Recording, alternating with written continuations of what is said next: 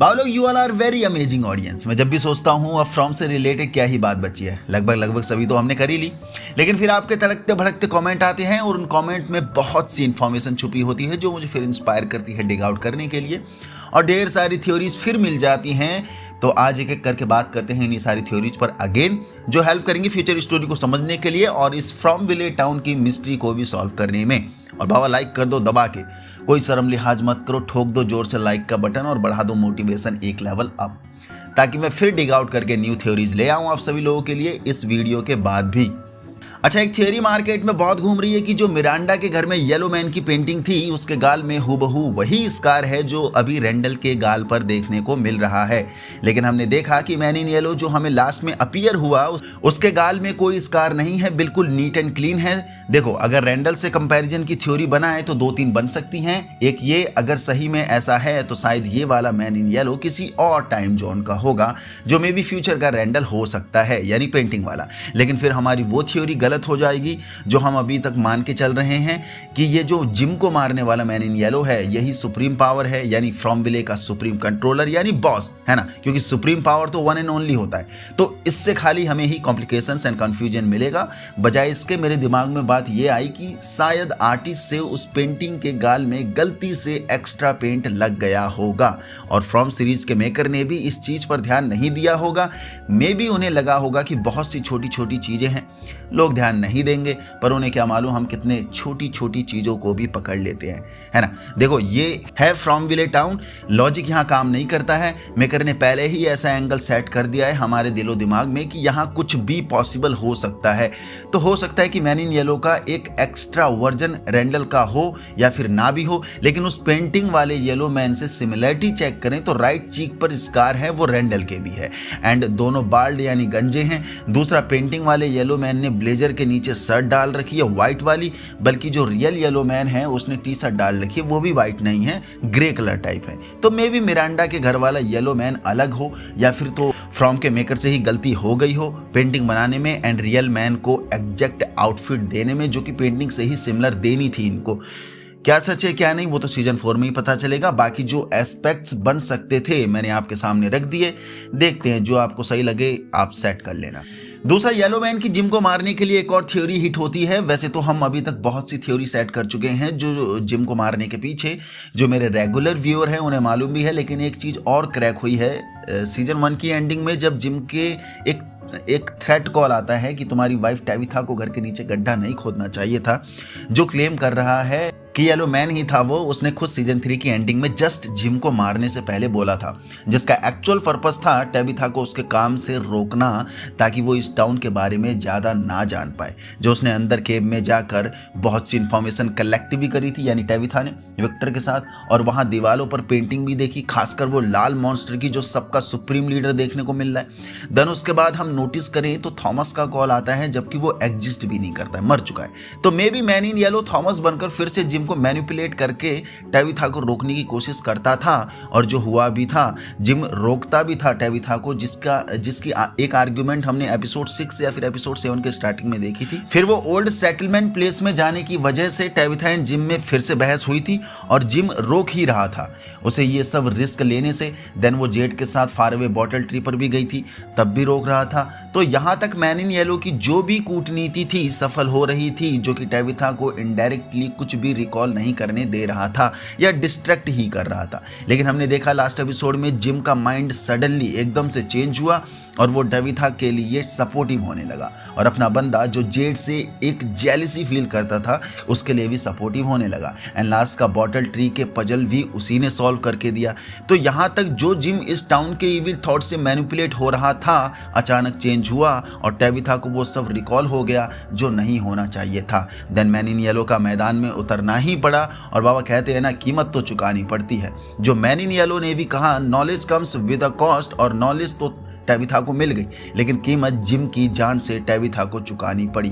तो ये एकदम बैलेंसिंग थॉट बैठता है। लेकिन जिम को मारने के पीछे भी बेस्ट लॉजिक है, क्योंकि जिम टेविथा का हस्बैंड है और वो दोनों क्लोज भी है। तो टेविथा जिम की मौत से इन्फ्लुएंस होगी और उसका मेंटल लेवल भी डिस्टर्ब होगा, जिस कूल एंड काम स्टेट ऑफ माइंड से वो काम कर सकती थी पहले, पर अब वो इतना फ्रीली एंड काम होकर काम नहीं कर पाएगी।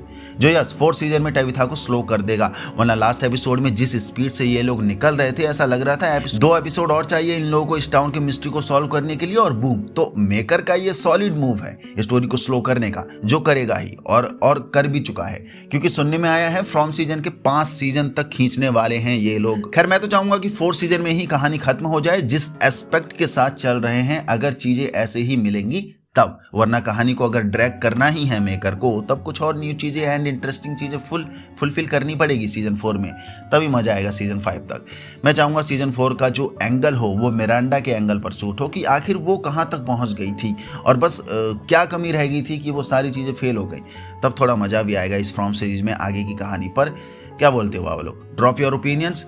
बात मैन इन येलो की चली रही है तब एक और थ्योरी हिट हुई है माइंड में। देखो ये तो आइडिया लगी गया कि man in yellow supreme power है, तो जो टेविथा ने उस केव में वो लाल जाइंट मॉन्स्टर को देखा था सभी के सेंटर में, कहीं वो मैन इन येलो ही तो नहीं था जिसका actual human form man in yellow का हो और उसका रियल इविल फेस वो लाल भयानक मॉन्स्टर का हो जो इन सभी मॉन्स्टर क्रिएचर का बॉस होगा। या फिर ये भी हो सकता है कि वो लाल giant monster actual supreme boss होगा और मैन इन येलो उसका कमांडर या राइट हैंड होगा जिसे उसने ये सब मैनेज करने के लिए भेजा।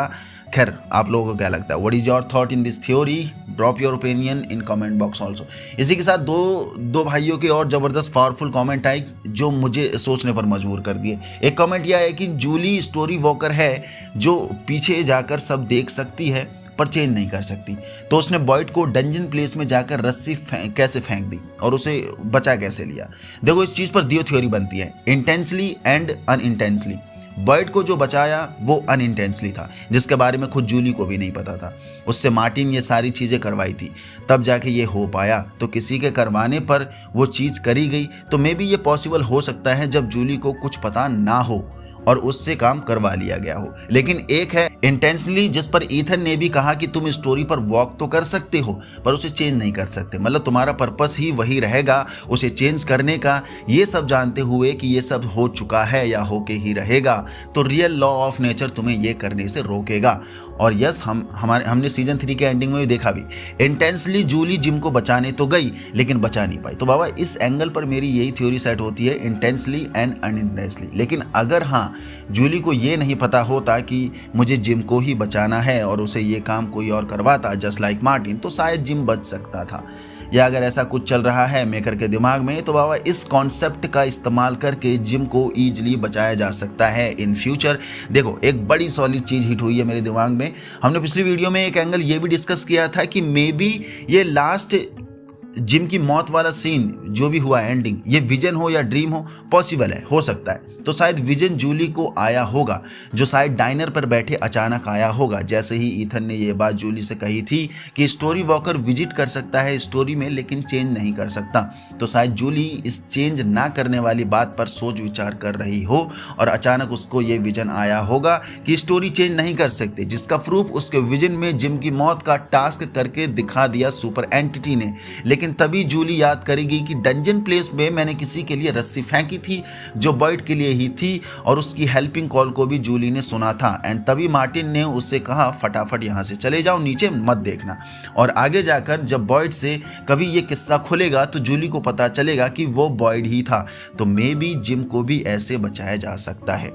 क्या बोलते हो? मजा है इस थ्योरी में? मजा आए तो लाइक कर दीजिए। बाकी भाई अब यहाँ लगाते हैं विराम, कहीं फ्रॉम के मेकर का मुझे कॉल ना आ जाए कि तू ही लिख ले हमारे लिए 4th सीजन, है ना।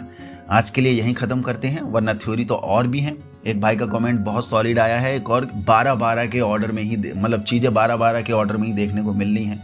लास्ट के मॉन्स्टर्स 12 जो स्माइली के आसपास इर्द गिर्द खड़े थे, टैलिस्मैन्स 12 हैं, टाउन में घर भी 12 हैं, वो म्यूजिक नोट्स भी 12 हैं जो यूनिवर्सल डिजिट है।